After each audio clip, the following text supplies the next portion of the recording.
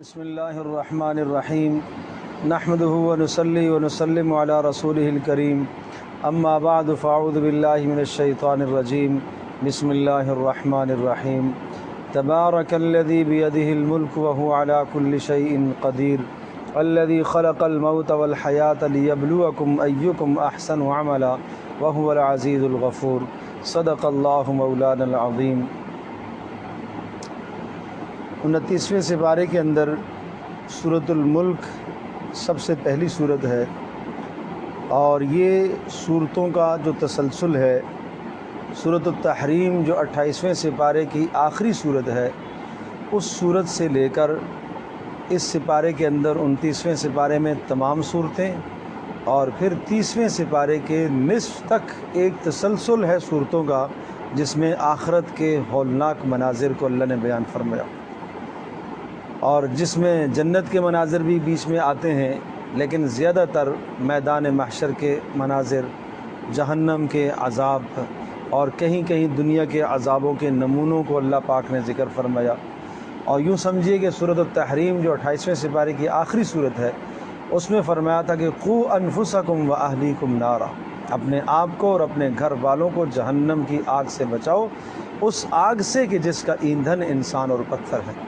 اب تبارک الذی بیدہ الملک وہو علی کل شیء قدیر، اس سورہ ملک کے اندر ان عذابوں سے بچنے کا راستہ بتایا گیا۔ ایک راستہ تو یہ ہے کہ خود اس سورت کی تلاوت کرنا عذاب قبر، آخرت کے عذاب سے نجات دلاتا ہے، اس لیے تلاوت کا اہتمام کیا جائے۔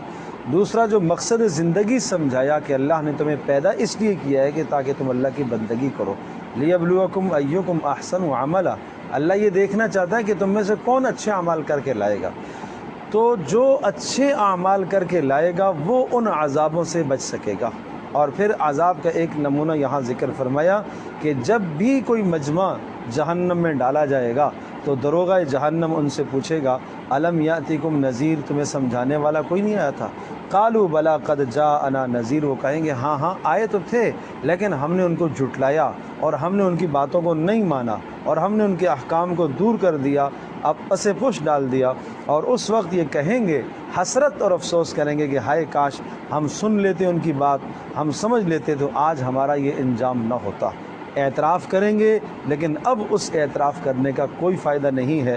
اور اس کے بعد اللہ تبارک و تعالیٰ نے اس عذاب پر دلائل کو ذکر فرمایا کہ جو پروردگار زمین و آسمان کو پیدا کرنے والا ہے، اور جو عذاب اس دنیا کے اندر آسمان سے عذاب کے نمونے لا سکتا ہے، زمین کے اندر زلزلے برپا کر سکتا ہے، اور جس نے گزشتہ قوموں کو ہلاک اور تباہ کیا، وہی پروردگار، وہی خالق و مالک موت کے بعد بھی اس نظام کو قائم کر سکتا ہے، اور اس نے جنت اور جہنم کے نظام کو بنایا ہے۔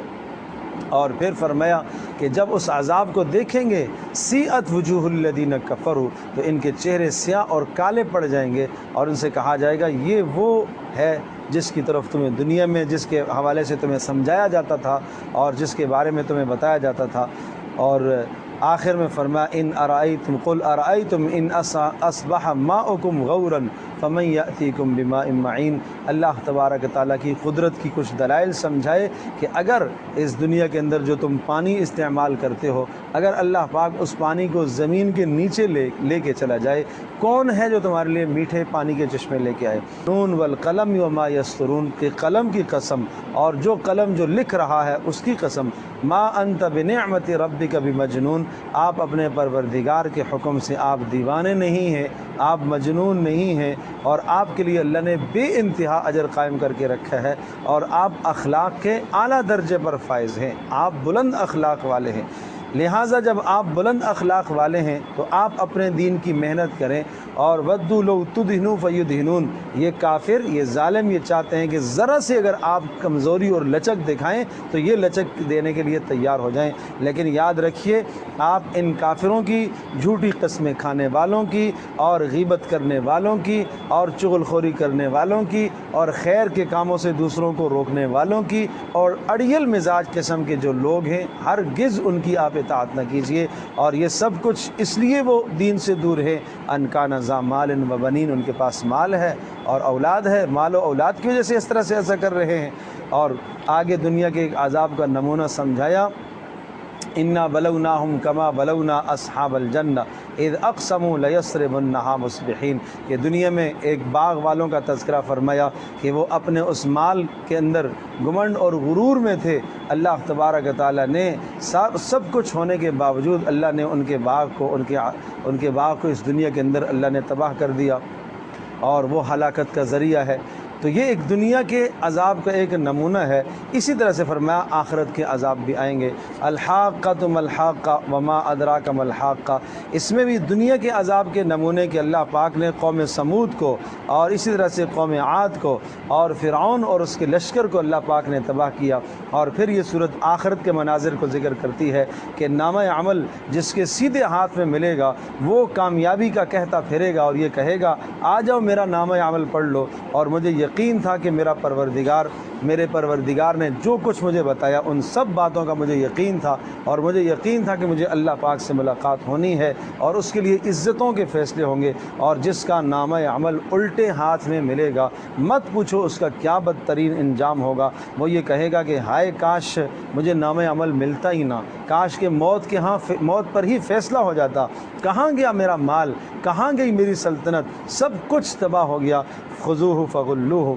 और कहा जाएगा इसको पकड़ो और झकड़ो और इसको ज़ंजीरों में जकड़ कर इसको जहन्नम के अंदर डाल के आओ।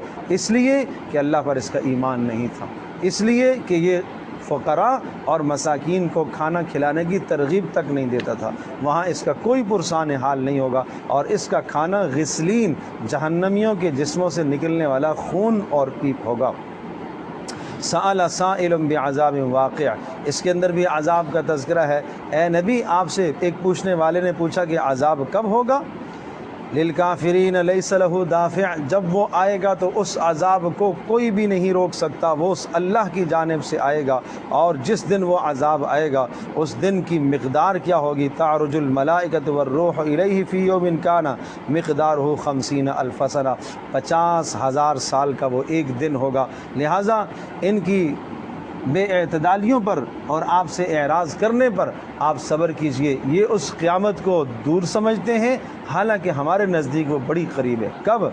यौम तकूनुस समा, जब आसमान फटेगा और पहाड़ रेज़ा रेज़ा हो जाएंगे और उस वक्त कोई दोस्त किसी दोस्त के काम नहीं आएगा और सब काफिर और मुजरिम जहन्नम में डाले जाने वाले लोग ये तमन्ना करेंगे कि हाय काश आज हमसे हमारी औलाद ले ली जाए, हमारी बीवी ले ली जाए और हमारे भाई और हमारा सारा ख़ानदान ले लिया जाए और हमें इस अज़ाब से बचा लिया जाए। लेकिन कहा कि नहीं, उस अज़ाब से नहीं बच सकता। ख़ुद जहन्नम उनको पुकारेगी और ख़ुद जहन्नम उनको बुलाएगी। और अलबत्ता उस जहन्नम से मुस्तस्ना कौन लोग हैं, उस इस्तिस्ना के लिए नमाज एक अमल है। नमाजी आदमी बच सकता है जिसके माल में गुरबा फ़ुक़रा का हिस्सा हो और जो क़यामत की तस्दीक करने वाला हो, जो अल्लाह के अज़ाब से डरने वाला हो, जो शर्मगाहों की हिफाजत करने वाला हो, जो वादों की पासदारी और अमानतों की रियायत रखने वाला हो, जो गवाही ठीक ठीक देने वाला हो, ऐसे लोगों को अल्लाह पाक जन्नत के अंदर दाखिल करेगा और वो जहन्नम से वो बच सकेंगे।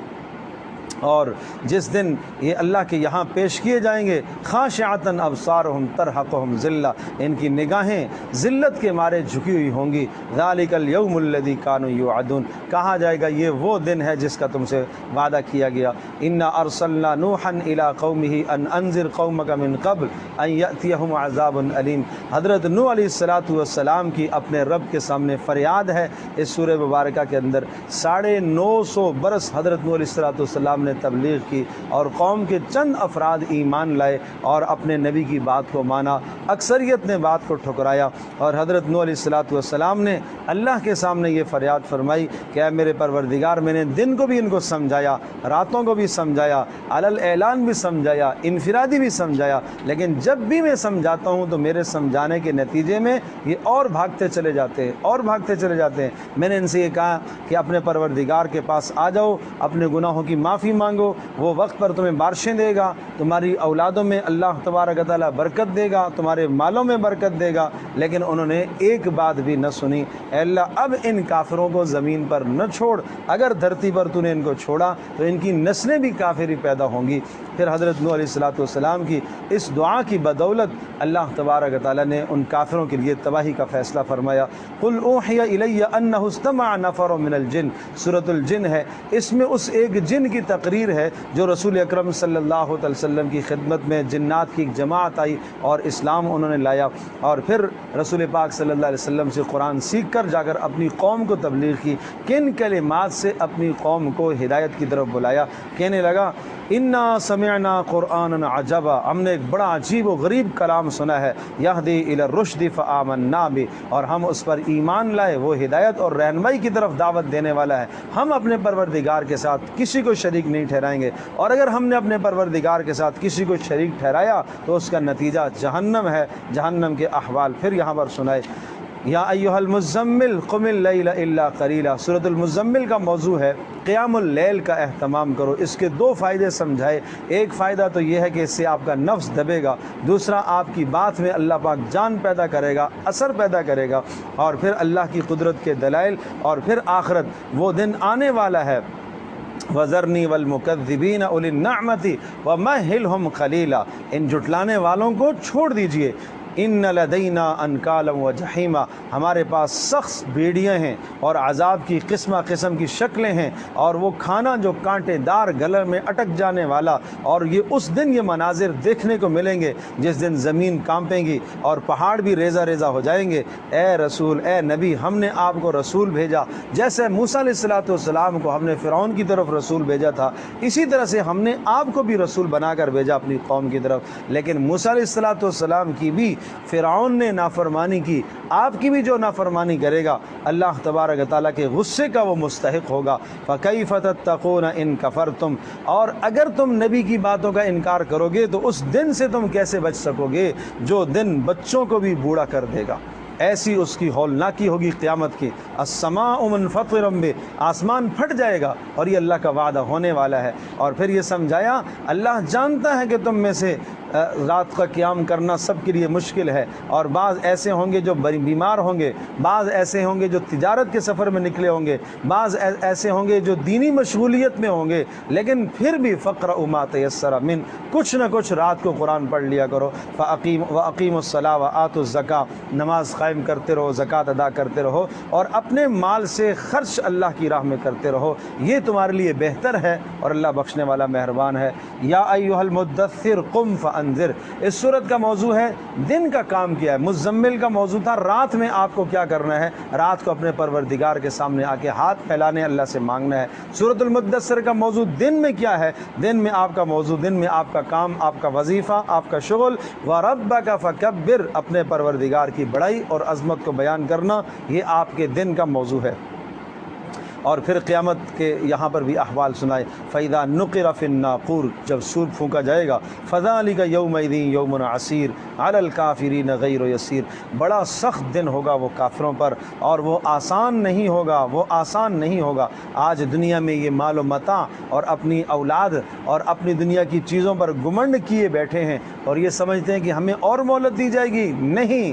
إِنَّهُ كَانَ لِآيَاتِنَا عَنِيدًا، ہماری آیات سے جو منہ موڑتا ہے، جو اڑیل اور سرکش ہے، ان کو ہم جہنم کے صعود پہاڑ پر چڑھائیں گے، اور انہیں یہ بدترین سزا دی جائے گی۔ یہ نبی کی باتوں کے انکار کرنے کا بدترین انجام ہے، اور ان کو اس جہنم میں ڈالا جائے گا۔ اور تمہیں کیا معلوم وہ سقر جہنم کیا ہے؟ لا تبقی ولا تذر، کسی کو باقی نہیں چھوڑے گی، اور جسموں کو جلا ڈالنے والی ہوگی، اور اس پر اللہ پاک نے فرشتوں کو مقرر کیا ہوا ہوگا جو عذابوں کو دینے کے لیے اللہ پاک کی طرف سے مسلط ہیں، اور ان کی تعداد وما یعلم جنود ربک الا ھو، نگران بڑے فرشتے تو 19، اور باقی ان کے ماتحت کام کرنے والے کتنے، اللہ ہی ان کی تعداد کو جانتا ہے۔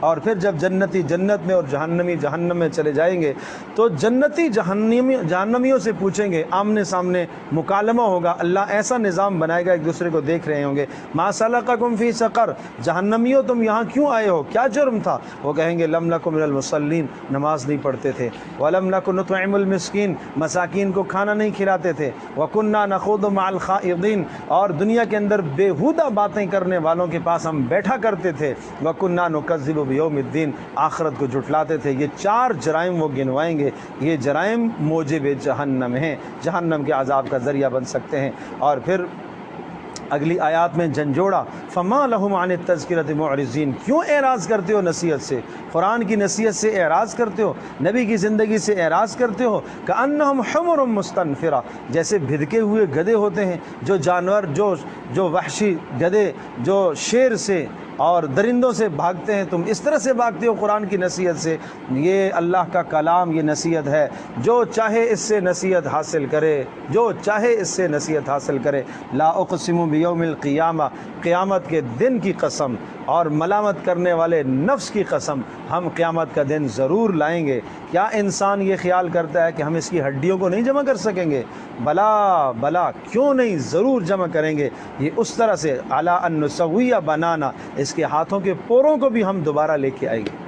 یہ انسان اپنی عاقبت کو تباہ کر رہا ہے، اپنی آخرت کو تباہ کر رہا ہے، اور جس دن آنکھیں پھٹی کی پھٹی رہ جائیں گی اور سورج اور چاند کو جمع کر دیا جائے گا، اس وقت انسان کہے گا کوئی جائے فرار ہے، کوئی بھاگنے کی جگہ ہے؟ جواب ملے گا نہیں نہیں، آج اللہ کے سوا کوئی جائے فرار نہیں ہے، کوئی بھاگنے کی جگہ نہیں ہے۔ اس وقت اسے پتہ چلے گا کہ میں نے کیا اعمال آخرت کے لیے کیے ہیں۔